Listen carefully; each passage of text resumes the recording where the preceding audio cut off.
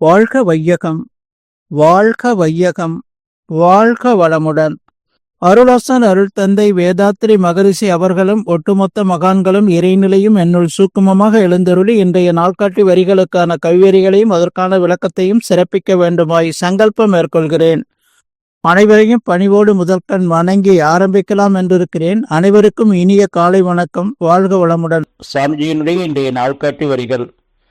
குழந்தைகளின் மனதில் நம்பிக்கையை செதுக்குகிற சிற்பிகள் தான் பெற்றோர்கள் என்று சாமிஜி நமக்கு இந்த நாள்காட்டி வரிகள் கொடுத்திருக்காங்க. இதற்கான கவிதை வரிகள். பிள்ளைகளை பெற்றோர்கள் உடலை விட்டால் பெரும்பாலும் அவ்வயிர்கள் கருத்துடன் பிள்ளைகளோடு இணைந்துவிடும் இயற்கை நியதி. பிள்ளைகளை பெற்றோர்கள் தவமியத்தை அறமும் செய்தால் இப்பேராக்கும் வழியாய் தொடர்ந்து வந்து குலக்குடியை தூய்மையாக்கும் என்று ஒரு பாடல் கொடுத்திருக்காங்க. இன்னொரு பாடல்ல, இல்லறத்தில் மெய்ஞானம் விளங்கி வாழ இயலாத காலம் என்று இருந்ததுண்டு. இல்லறத்தை விட்டு பல திறவை நாடு எங்கெங்கோ சுற்றி அடைந்தார் அந்நாளில். இல்லறத்தில் கடமை செய்தே தவம் பயின்று இறைநிலை அறியுமுறை கண்டு கொண்டோம். இல்லறமும் திறவரமும் ஒன்றிணைந்த உயர் அறம் கண்டோம், மகிழ்ச்சி கொண்டோம் என்று சாமிஜி இந்த கவிதை வரிகள் கொடுத்திருக்கிறாங்க. சாமி என்ன சொல்றாங்க? குழந்தைகளின் மனதில் நம்பிக்கையை செதுக்குகிற சிற்பிகள் தான் பெற்றோர்கள். நாம பெற்றெடுத்த குழந்தை நம்முடைய வினைப்பதிவை ஏற்று உருவாகி வளர்ந்து பிறந்து வாழ்ந்து கொண்டிருக்கு. இதை ஒவ்வொரு பெற்றோர்களும் புரிந்து கொள்ளணும்.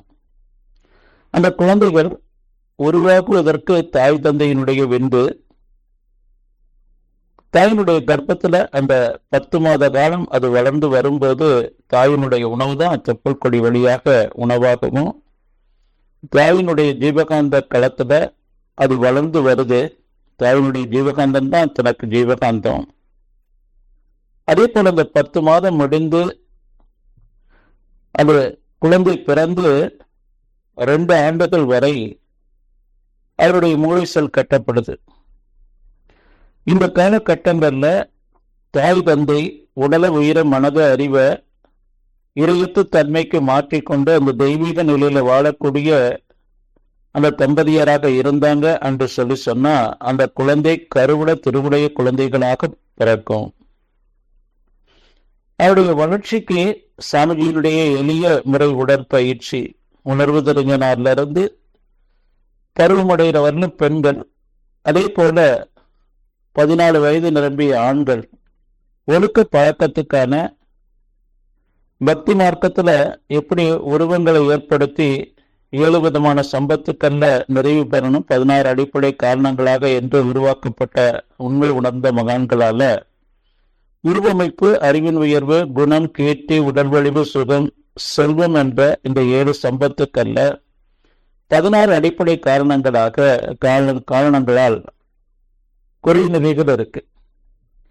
அதை இறையொத்து தன்மைக்கு நிறைவு செய்து கொள்வதற்கு பக்தி மார்க்கம், ஞான மார்க்கத்துல சாமிஜி அந்த குழந்தைகளுக்கு ஒழுக்க பழக்கத்துக்கான அந்த வேதாத்திரிய கல்வியை சாமிஜி கொடுத்திருக்கிறாங்க.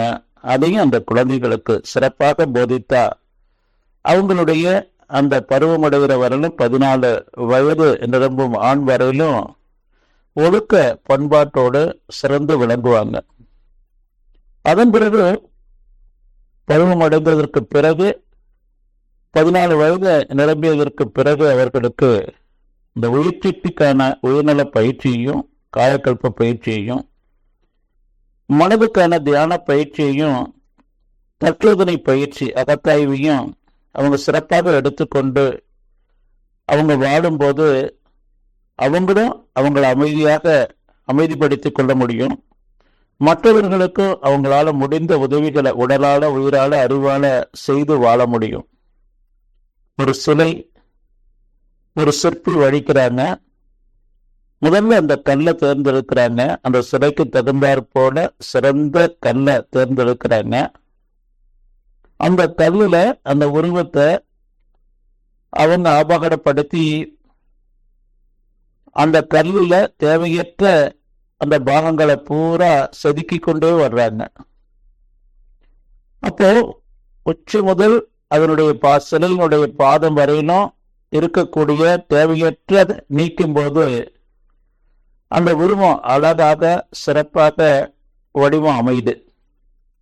அதே போல பெற்றோர்களுடைய பொறுப்பு அந்த குழந்தைகளுக்கு கருவுற்று வளரும்போது வாழ்த்து, அது ஜனனமாகி அது மூலீசல் கட்டும்போது வாழ்த்து, காப்பு, வளர்ந்து வரும்போது, இப்படி பெற்றோர்களுடைய பொறுப்பு அவர்களுக்கு காப்பு வாழ்த்து கொடுத்து கொண்டே அந்தந்த காலகட்டங்களுக்கு என்ன தேவையோ அதை சிறப்பாக செய்து வந்தால் எப்படி ஒரு உருவம் கற்சிலையில சிறப்பாக அமையுதோ அதே போல அவர்கள் வாழ்க்கை சிறப்பாக அமையும் என்று சொல்லி நன்றியோடு நிறைவு செய்து கொண்ட இந்த சிந்தனையை வாழ்க வளமுடன், வாழ்க வளமுடன், வாழ்க வள